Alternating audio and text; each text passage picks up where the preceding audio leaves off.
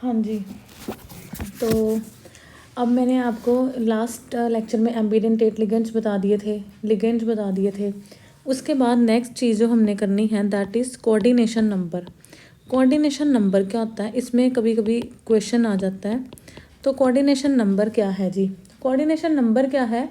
Total number of ligands, unidentate ligands attached to the central metal ion through coordinate bonds. The total number of unidentate ligands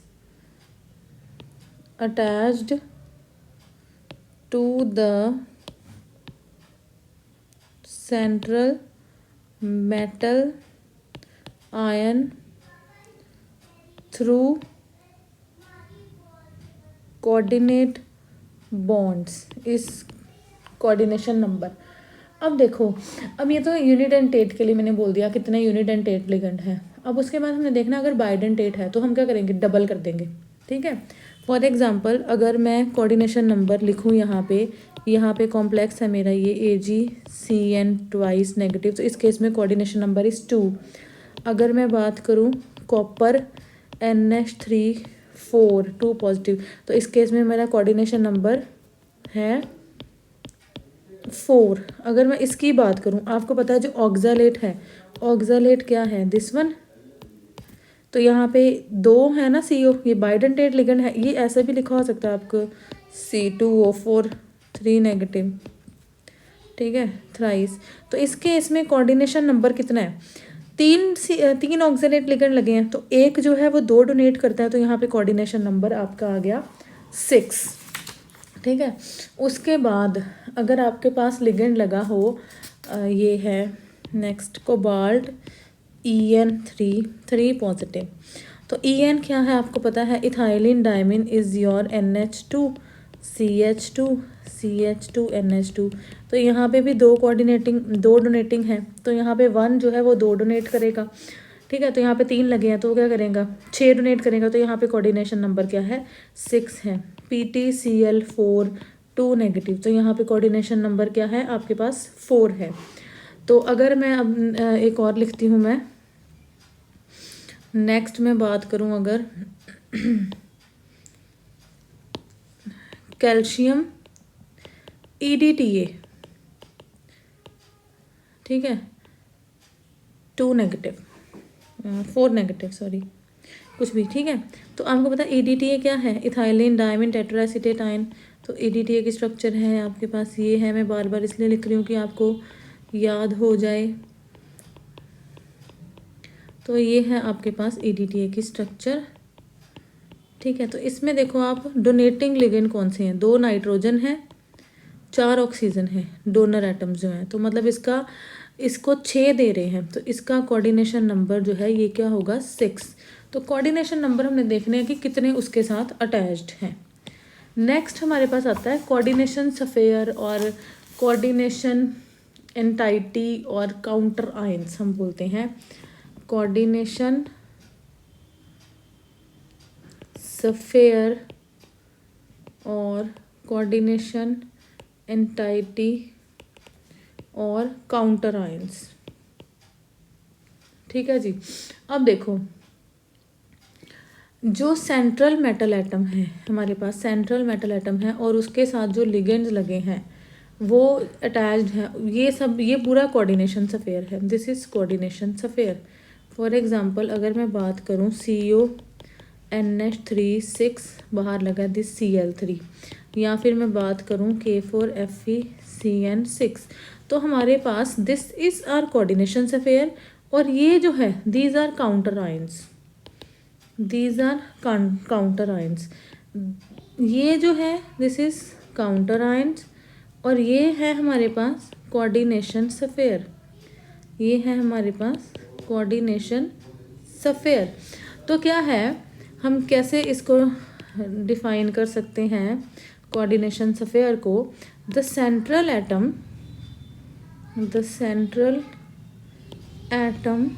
and the ligands, central atom और साथ में ligands which are directly attached to it and enclosed in square brackets are collectively known as coordination ligands. और ligands या फिर metal atoms जो कि square bracket के बाहर हैं वो क्या है, काउंटर आयंस. लिगेंड्स और मेटल एटम्स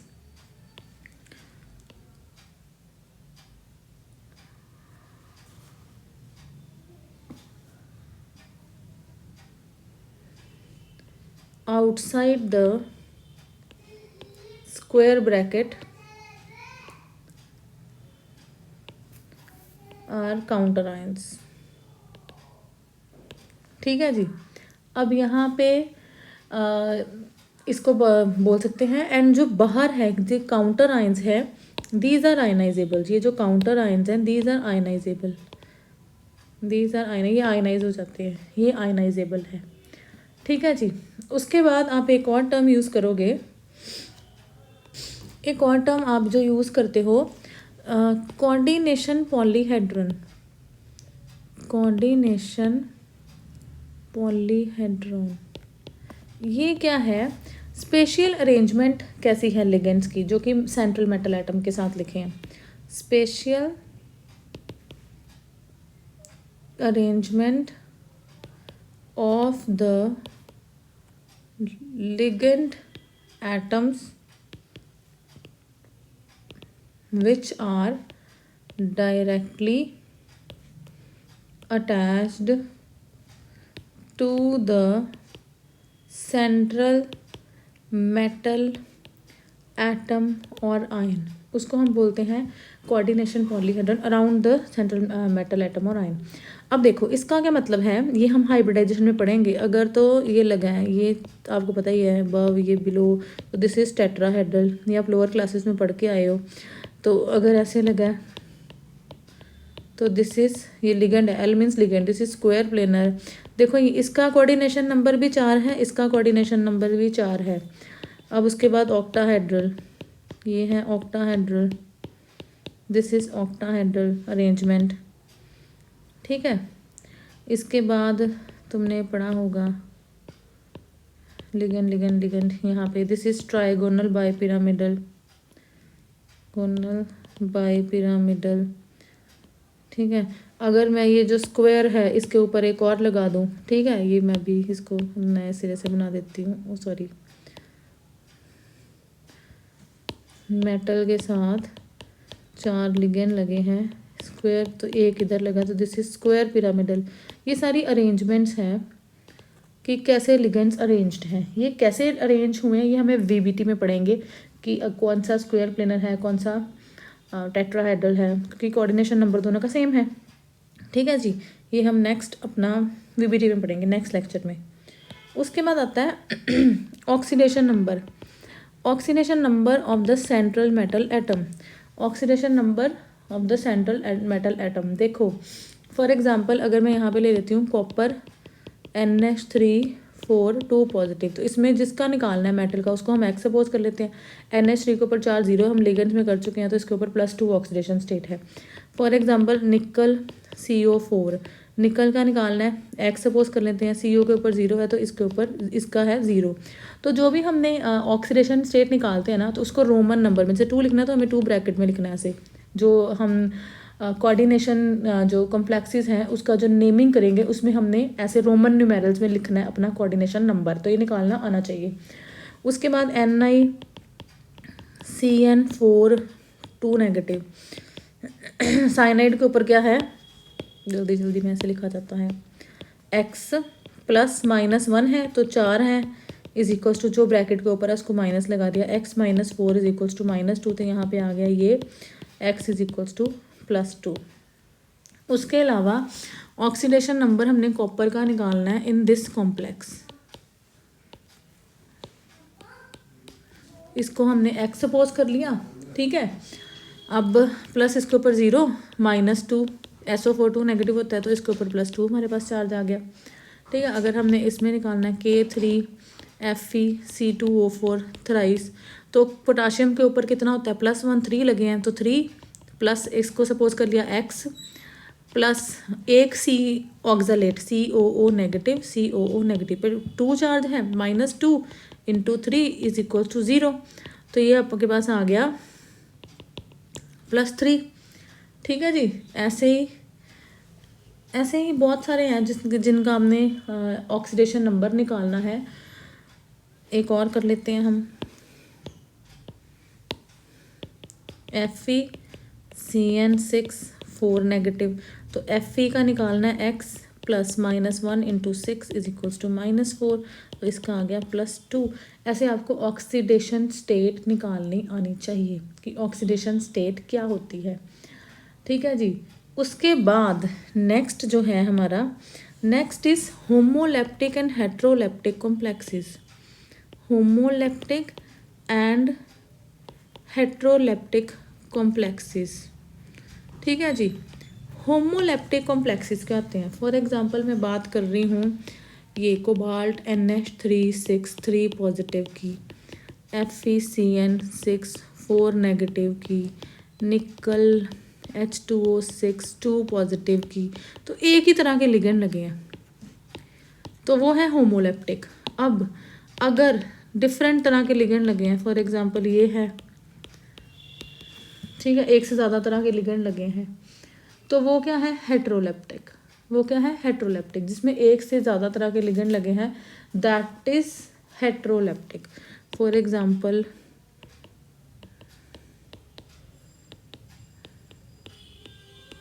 ये एक से ज़्यादा तरह के लिगेंड लगे हैं तो that complex is heteroleptic complexes. इनको बोलते हैं हम हेट्रोलेप्टिक कॉम्प्लेक्सेस। उसके बाद हमने नेक्स्ट टॉपिक अपना पढ़ना है Werner's theory of coordination compound.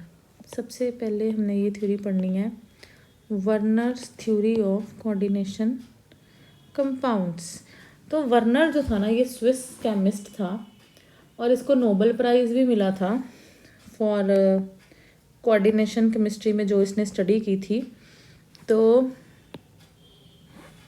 इसका देखो इसने क्या किया था, वर्नर थ्योरी जो है इसने एक्सप्लेन किया था कोऑर्डिनेशन कंपाउंड्स की थ्योरी को कि उसकी स्ट्रक्चर्स कैसी हैं, उनकी फॉर्मेशन कैसी है।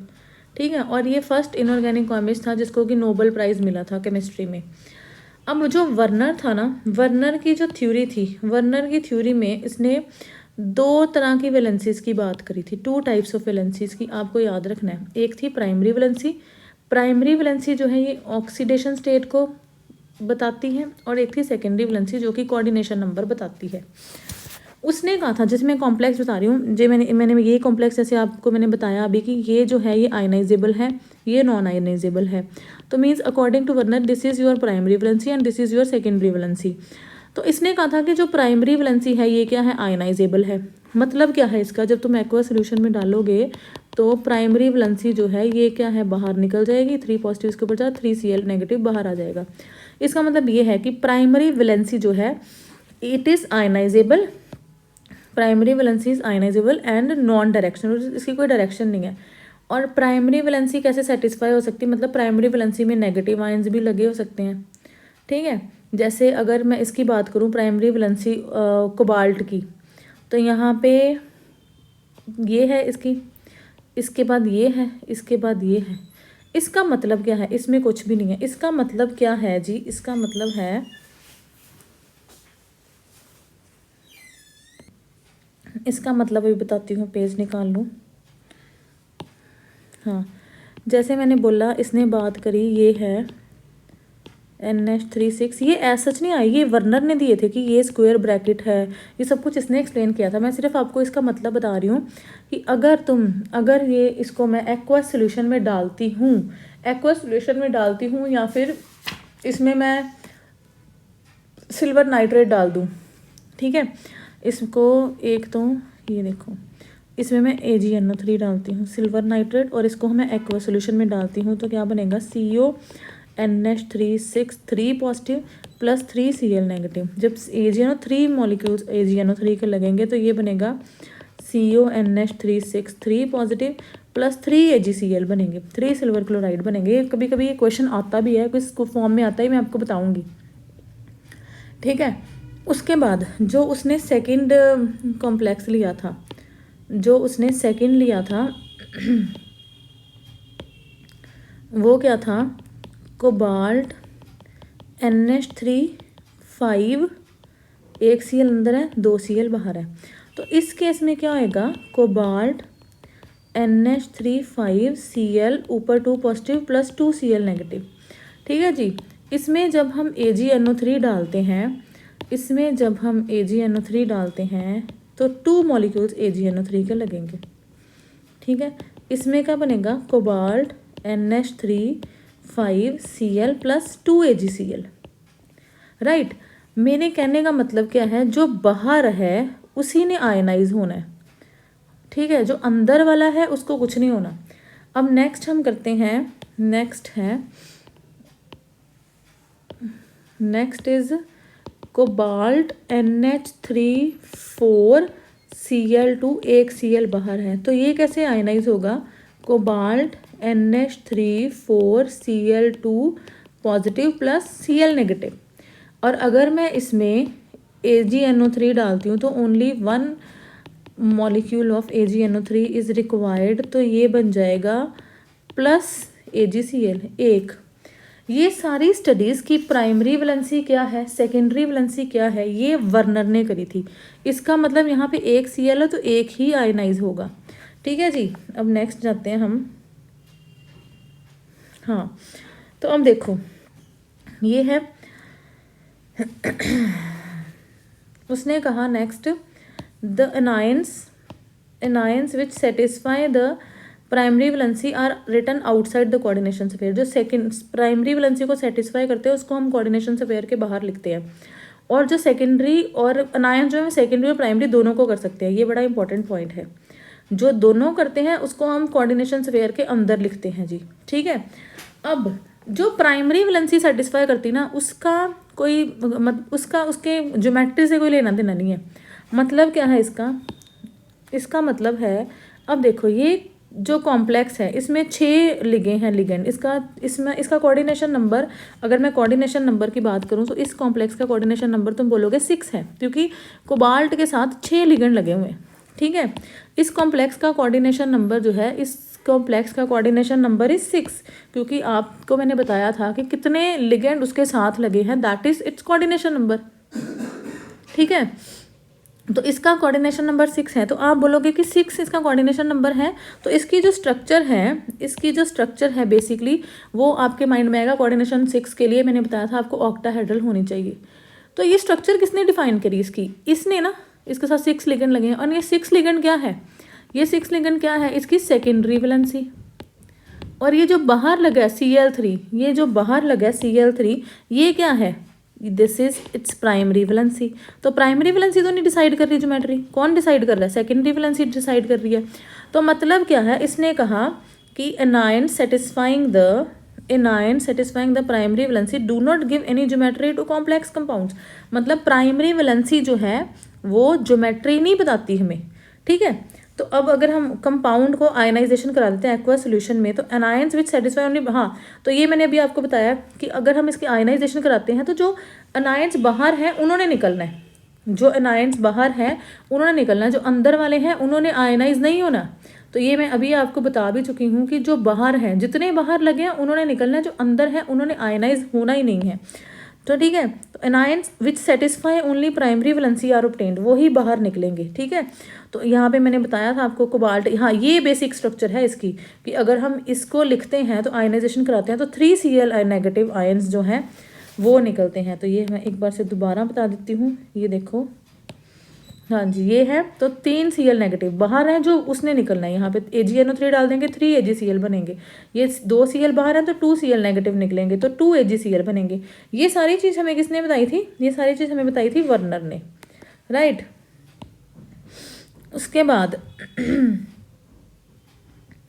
हाँ जी, जो सेकेंडरी वैलेंसी है मेटल की, वो सेटिस्फाई नेगेटिव आयंस भी कर सकते हैं, न्यूट्रल मॉलिक्यूल्स भी कर सकते हैं। इसका मतलब क्या है कि जो सेकेंडरी वैलेंसी है, देखो न्यूट्रल मॉलिक्यूल लगा हुआ है, कोबाल्ट के साथ Cl, क्लोरीन भी लग सकता है, क्लोरीन के साथ भी कॉम्प्लेक्स बनता है। फॉर एग्जांपल निकल का कॉम्प्लेक्स हम वाटर के साथ भी बना सकते हैं, ठीक है, और निकल का कॉम्प्लेक्स हम Cl के साथ भी बना सकते हैं। तो मतलब जो सेकेंडरी वैलेंसी है उसको, उसकी जगह पे न्यूट्रल मॉलिक्यूल्स भी लगे हो सकते हैं और नेगेटिव आयंस भी लगे हो सकते हैं, ठीक है। नेक्स्ट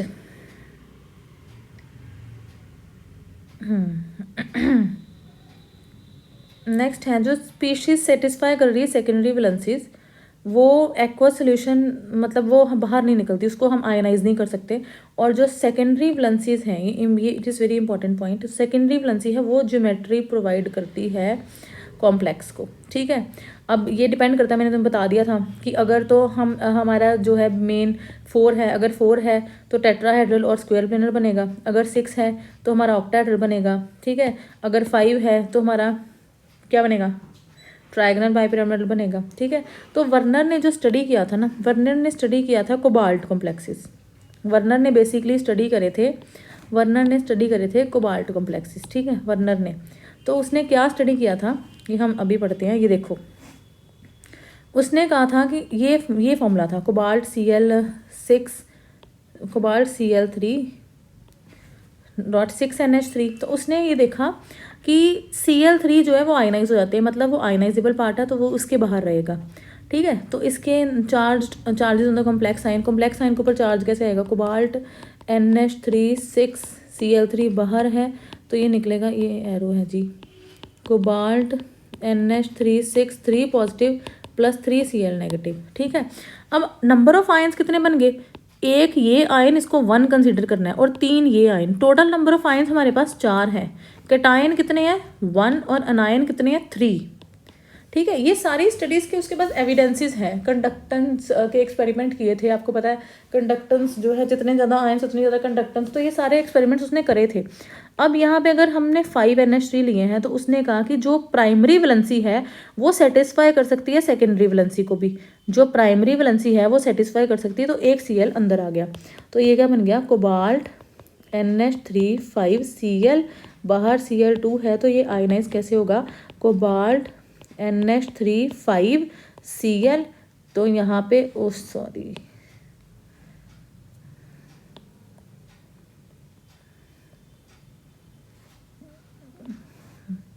तो यहाँ पे 2 पॉजिटिव प्लस 2 Cl नेगेटिव बाहर आएंगे। तो यहाँ पे नंबर ऑफ आयन्स देखो, एक आयन जो है ये है, एक आयन ये है, 2 आयन ये है, मतलब 2 एनायन है, 2 एनायन है, एक कटायन है, total ions are 3, total ions are 3, ठीक है। उसके बाद नेक्स्ट जो है, नेक्स्ट उसने किया ये वाला Cl3 4NH3, 4 NH3 लिए उसने अंदर, ठीक है, Cl3 4NH3। तो इसमें था, देखो जी, इसको रब करने में बहुत टाइम लग जाता है। तो इसमें क्या था, देखो अब इसमें सॉरी, कोबाल्ट Cl3 4NH3, तो यहाँ पे क्या करा था इसने, NH3 4 Cl2, तो यहाँ पे क्या निकला था, CO NH3 4 Cl2 और बाहर एक Cl है, सॉरी, तो यहाँ पे प्लस एक Cl निकला। तो यहाँ पे देखो आयन्स कितने बने, एक ये आयन है, एक ये आयन है, तो मतलब 1 कटायन है, 1 एनायन है, तो नंबर ऑफ आयन्स कितने हैं 2। तो इसका सिस और ट्रांस में भी एक्सप्लेन करती हूँ। सेकंड जो था, अब इसने लिया CO 3 ही NH3 है, 3 ही Cl है, तो ये जो है Cl है वो प्राइमरी और सेकेंडरी दोनों को सेटिस्फाई कर रहा है, तो ये अंदर आ गया। अब इसको हम आयनाइज करेंगे तो कुछ भी नहीं, नो रिएक्शन, कुछ नहीं होगा, AgNO3 डालोगे कुछ नहीं होगा, तो इसमें नंबर ऑफ आयन्स कुछ नहीं है। नेक्स्ट बात करते हैं, ये AgNO3 मैं बता देती हूँ। इसमें तुम देखो कोबाल्ट इसमें डालोगे तो 3 AgCl निकले, क्यों, क्योंकि अगर इसमें तुम ये ले रहे हो तो ये वाला कॉम्प्लेक्स बन रहा है तुम्हारे पास, 3 Cl बाहर है तो एक्सेस Ag, तो 3 AgCl बनेंगे। ये ले रहे हो तो दिस कॉम्प्लेक्स इज फॉर्म्ड, मैं इसको लिखती हूँ, इसको ब्लू से, इसको भी ब्लू से। अगर ये ले रहे हो तुम तो ये कॉम्प्लेक्स बन रहा है और 2 AgCl निकल रहे हैं। अगर तुम ये ले रहे हो तो ये वाला कॉम्प्लेक्स बन रहा है। सिस और ट्रांस की बाद में बात करते हैं। एक Cl बार यहाँ है तो 1 AgCl प्रेसिपिटेट आउट हो रहा है। तो ये क्वेश्चन पेपर में पूछा जाता है कि ऐसे आपको दिए होंगे तो इसकी स्ट्रक्चर्स कितने AgCl निकलेंगे, तो ये हम अभी डिस्कस करते हैं। पहले मैं आपको सिस और ट्रांस की भी बात बता दूँ। देखो जी, ये मैंने ये कॉम्प्लेक्स लिया, सॉरी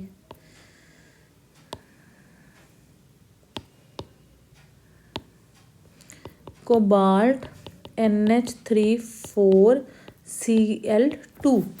तो ऐसा जब आपके पास कॉम्प्लेक्स आता है ना बच्चे, तो इस पे अगर इस ये मतलब है कि कोई भी मेटल लगा है, उसके पास एक लिगेंड, 4 टाइप की एक लिगेंड है, 2 एक लिगेंड है, तो उस केस में क्या होता है, 2 तरह के कॉम्प्लेक्स बनते हैं। एक बनता है सिस और एक बनता है ट्रांस। अब देखो, ज़्यादातर बच्चे यही मिस्टेक करते हैं, मैं यहाँ पे लिख रही हूँ, ठीक है। अब जो ऑपोजिट पोजीशंस होती है ना, वो ट्रांस है। नॉर्मली लोग क्या करेंगे, Cl मैक्सिमम ये आप पढ़ोगे। ऐसा नहीं है कि लोगों को पता नहीं होता, बट वो बताते नहीं है। मैं ये नहीं बोलती कि किसी को आता नहीं है। कह देंगे ये है आपके पास ट्रांस और ये है आपके पास सिस, NH3 NH3 या ऐसे नहीं लिखेंगे, यहाँ पे Cl लगाएंगे, Cl NH3 ये है आपके पास सिस। तो भाई साहब ऐसा कुछ नहीं है कि यही ट्रांस है और यही सिस है, ये भी ट्रांस है। अब मैं आपको बता देती हूँ ट्रांस और सिस पोजीशंस कौन सी हैं। सबसे पहले मैं आपको बताती हूँ ट्रांस पोजीशंस कौन सी हैं। 1 2 3 4 5 6 लिगेंड लगे हैं। 1 और 4, 3 और 6, 2 एंड 5, 1 4 2 5 3 6, ये है ट्रांस। अगर 2 लिगेंड, अगर जो Cl है वो इस पोजीशन पे, इस पोजीशन पे, इस पे, इन दोनों पे, या इन दोनों पे, या इन दोनों पे लगा होगा, सॉरी वो 1 और 4 पे लगा होगा, या 2 और 5 पे लगा होगा, या 3 और 6 पे लगा होगा, तो वो होगा ट्रांस। 1 2 3 4 4 5 1 6 5 6 2 3 3 4 हो गया, 4 5 हो गया, 1 6 हो गया, 1 2 हो गया, 2 3 हो गया, 5 6। तो ये सारी पोजीशंस हैं सिस, ठीक है। ये इन दोनों पे भी क्लोरीन लगा सकता है, 1 और 2 के ऊपर, 3 और 4 के ऊपर भी लगा सकता है, 4 और 5 पे भी लगा सकता है, वो सिस है। 5 6 पे भी लगा सिस है, 2 3 पे भी लगा सिस है। तो पेपर में यही मेन पंगा था, यहाँ पे Cl लगा दो तो पता नहीं क्या है जी, ये सिस है। तो ये पोजीशंस ट्रांस है, ये सिस है। इसको ये आपको अच्छे से आना चाहिए, क्योंकि लेटर ऑन जब हम इसका आइसोमेरिज्म करेंगे, आइसोमर्स करेंगे, ऑप्टिकल एंड स्टीरियो आइसोमर्स करेंगे, तो आपको ये दोनों चीज़ें पता होनी चाहिए।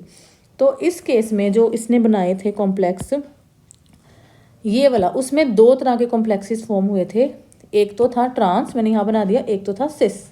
तो ये 2 कॉम्प्लेक्सेस जो हैं, ये वर्नर ने नोटिस किए थे, ठीक है जी। अब देखो यहाँ पे देखो, उसने कहा कि जो, इसको रब करते हैं ज़रा, वर्नर ने बोला कि यहाँ पे 3 Cl नेगेटिव वो प्राइमरी वैलेंसी सेटिस्फाई कर रहे हैं और वो सेकेंडरी वैलेंसी सेटिस्फाई कर रहे हैं। अब यहाँ पे देखो, यहाँ पे भी उसने ही बोला हुआ है 3 मतलब यहाँ पे 3 Cl नेगेटिव निकलते हैं, सॉरी गलत लिखा हुआ है, 3 Cl नेगेटिव निकलते हैं, और ये 3 Cl नेगेटिव 3 AgCl निकलते हैं।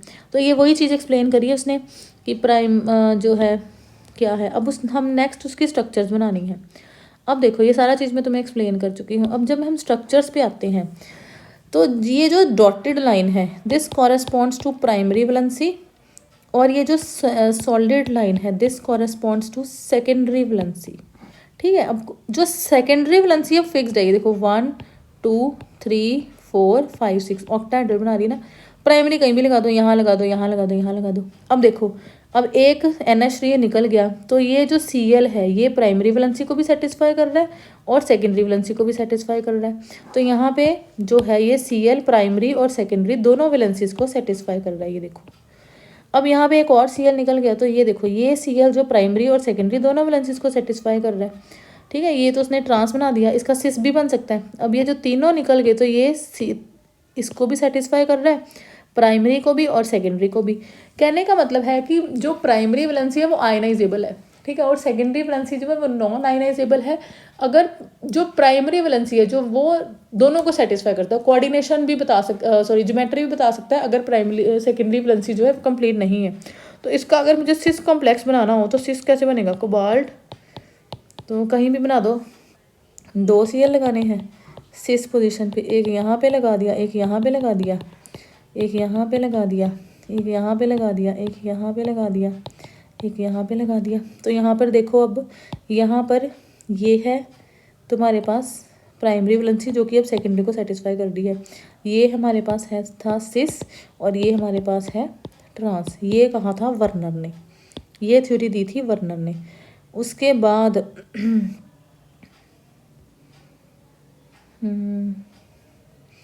हाँ जी, ये हमें बताई थी, ये चीज़ वर्नर ने बताई थी।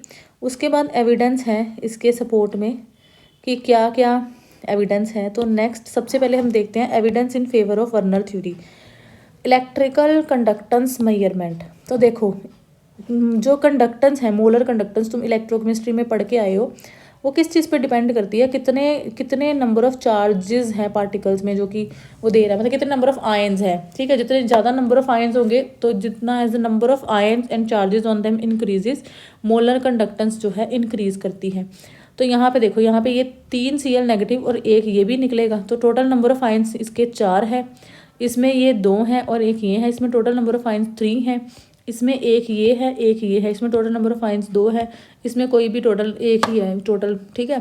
तो मतलब जैसे जैसे जितना इसका सबसे ज़्यादा नंबर ऑफ आयंस है तो इसकी कंडक्टेंस सबसे ज़्यादा है, तो मतलब नंबर ऑफ आयंस जो है वो ज़्यादा है। तो इस जो कंडक्टोमेट्रिक एक्सपेरिमेंट थे उससे उसने बताया था कि जितने ज़्यादा इसमें नंबर ऑफ आयंस ज़्यादा है, क्योंकि इसमें से ये भी बाहर निकल रही है 4, ये एक एविडेंस है। सेकेंड है क्रायोस्कोपिक मेजरमेंट, ये आप सॉल्यूशंस कर चुके हो, आपको पता है डिप्रेशन इन फ्रीजिंग पॉइंट जो है कॉलिगेटिव प्रॉपर्टी है, कॉलिगेटिव प्रॉपर्टीज पढ़ चुके हो सॉल्यूशंस में। और डिपेंड किस पे करती है कि नंबर ऑफ पार्टिकल्स जो है, जितने ज़्यादा नंबर ऑफ पार्टिकल्स होंगे उतनी डिप्रेशन इन फ्रीजिंग पॉइंट है। तो मतलब कि डिप्रेशन इन फ्रीजिंग पॉइंट भी सेम ही ऑर्डर फॉलो कर रहा है, जितने ज़्यादा आयंस या जितने ज़्यादा पार्टिकल्स उतना डिप्रेशन इन फ्रीजिंग पॉइंट, ठीक है। थर्ड प्रेसिपिटेशन रिएक्शन जो मैंने अभी आपको बता दी है सिल्वर नाइट्रेट डाल के, फर्स्ट वाले में सिल्वर नाइट्रेट डाला 3 AgCl निकले, फिर नेक्स्ट जो था वो 2 निकले, ये जो अभी हमने किया है, सॉरी हाँ, यहाँ पे देखो, इसमें 3 सिल्वर नाइट्रेट सिल्वर क्लोराइड निकले, इसमें 2 सिल्वर क्लोराइड निकले, नेक्स्ट वाले में 1 सिल्वर क्लोराइड निकला था एक में, ठीक है। तो ये प्रेसिपिटेशन रिएक्शंस जो हैं, इससे भी उसने जो वर्नर था उसने एक्सप्लेन किया अपना, जो उसने कॉन्सेप्ट दिया था प्राइमरी वैलेंसी और सेकेंडरी वैलेंसी का कोऑर्डिनेशन कंपाउंड्स का, ये उसने एक्सप्लेन किया था। उसके बाद नेक्स्ट और भी कुछ अभी आपके सिलेबस में नहीं है, इलेक्ट्रॉनिक स्पेक्ट्रा, एक्सरे स्पेक्ट्रा, ये सब कुछ हमने नहीं पढ़ना। मैग्नेटिक मोमेंट वैल्यू जो है वो हमें बताती है कॉम्प्लेक्स स्क्वायर प्लेनर है, टेट्राहेड्रल है, पर इसका मैं एक और तरीका बताऊंगी आपको, वो हम नेक्स्ट लेक्चर में डिस्कस करेंगे। तो ये थी आपके पास वर्नर थ्योरी, ये थी आपके पास वर्नर थ्योरी जो कि आपने करनी है, वर्नर थ्योरी, ठीक है जी। तो इसके अगर पॉइंट्स बना के लिखने हैं तो पॉइंट्स भी मैं बता देती हूँ इसको, ये जो मैंने कहानी बनाई है तो इसके मैं पॉइंट्स भी बता देती हूँ कि इन अगर आपको एज सच वर्नर थ्योरी आ जाए तो एक तो आपने कोबाल्ट वाले सारे कॉम्प्लेक्सेस लिखने हैं, ठीक है। दूसरी बात आपने उसके पोस्टुलेट्स कैसे लिखने हैं, पोस्टुलेट्स कैसे लिखने हैं वर्नर के, जो भी आपने पढ़ा है इसमें से ही बता देती हूँ कि जो भी आपने पढ़ा है वो पोस्टुलेट्स लिखने हैं। सबसे पहले आपका फर्स्ट पोस्टुलेट, अगर आपको पेपर में आ जाए तो आपको पोस्टुलेट्स लिखने पड़ेंगे, तो वो मैं आपको बता रही हूँ। तो आपका फर्स्ट पॉइंट क्या होना चाहिए, आपका फर्स्ट पॉइंट होना चाहिए कि जो वर्नर है उसने 2 टाइप्स ऑफ वैलेंसीज दी थी। फर्स्ट पॉइंट जो है वो आपका कि वर्नर ने 2 टाइप की वैलेंसीज दी थी, प्राइमरी एंड सेकेंडरी वैलेंसी। तो प्राइमरी वैलेंसी जो है वो आयनाइजेबल है और सेकेंडरी वैलेंसी नॉन आयनाइजेबल है, ये पॉइंट है आपका, ठीक है। और सेकंड पॉइंट है आपका कि प्राइमरी वैलेंसी जो है that corresponds to oxygen state and secondary valency corresponds to coordination number. ये देखो, ये पॉइंट्स हैं नॉन डायरेक्शनल, एंड यहाँ पे secondary valency is ionisable and directional. Secondary first point आपका आ गया, प्राइमरी वैलेंसी और सेकेंडरी वैलेंसी दी थी। सेकंड पॉइंट आपका आ गया primary valency corresponds to oxidation number and secondary valency corresponds to coordination number. Third आ गया आपका primary valency is ionisable and non directional, where secondary valency is non ionisable and directional, वो direction बताती है, ठीक है। उसके बाद आपने कोबाल्ट वाले जो कॉम्प्लेक्सेस हैं आपके, वो आपने एक्सप्लेन कर देने, उनकी स्ट्रक्चर्स बना देनी, जो मैंने ऐसे स्ट्रक्चर्स बनाई थी ना कि प्राइमरी वैलेंसी कहीं भी लगा दी है, वो वाली स्ट्रक्चर्स बनानी है आपने। और फिर आपने लिखना है कि जो है मतलब प्राइमरी वैलेंसी जो है वो हाँ, जो सेकेंडरी वैलेंसी है वो उस डायरेक्शनल है और वो ज्योमेट्री बताती है, डेफिनेट ज्योमेट्री बताती है, पर प्राइमरी वैलेंसी जो है वो डेफिनेट ज्योमेट्री नहीं बताती, नॉन डायरेक्शनल है। फिर आपने ये बता देना है कि प्राइमरी वैलेंसी जो है वो सेटिस्फाई कर सकती है both primary and secondary valency, ठीक है। प्राइमरी वैलेंसी जो है उसको हम सेटिस्फाई करते हैं by negative ions, secondary valency को हम सेटिस्फाई करते हैं नेगेटिव आयंस एंड मॉलिक्यूल्स। ये सब कुछ मैं आपको बता चुकी हूँ। तो मुझे लगता है आज की गाथा मुझे यहाँ पर ख़त्म कर देनी चाहिए, क्योंकि ये नहीं तो बोर हो जाएगा बहुत ज़्यादा लेक्चर। तो हाँ, एक चीज़ मैं और ऐड करना चाहूँगी कि जो वर्नर है उसने कोबाल्ट के कॉम्प्लेक्सेस के साथ साथ प्लेटिनम के कॉम्प्लेक्सेस भी स्टडी किए थे, वो सेम ही है, तो वो एक बार आप देख लेना। अगर आपको नहीं पता चलेगा तो मैं आपको बता दूंगी। Thank you so much. Werner पढ़ लेना, उसके बाद हम वीबीटी एक्सप्लेन करते हैं।